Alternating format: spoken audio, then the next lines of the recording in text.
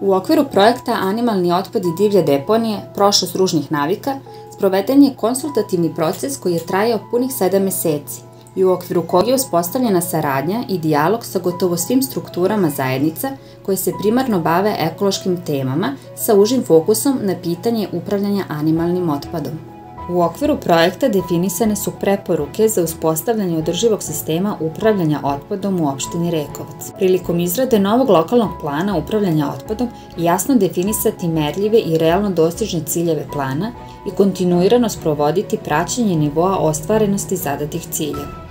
U izradu plana aktivno uključiti civilni sektor i građane zainteresovane za ovu temu. Težiti većoj informisanosti građanstva o značaju reciklaže, razdvajanju reciklabilnog otpada, smanjenju količina otpada koji nastaje u domaćinstvima i odvojenom sakupljanju opasnog otpada iz domaćinstva.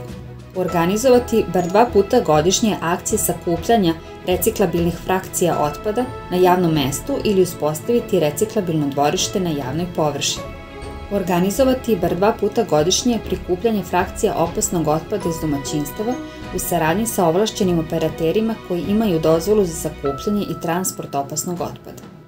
Inicirati nastavak realizacije regionalnog projekta Regionalni centar za upravljanje otpadom kako bi se rešio problem odlaganja otpada na nesanitarnu deponiju, priključivanjem nekom od regiona za upravljanje otpadom i uspostavio održiv sistem izgradnjom transfer stanice u opštini.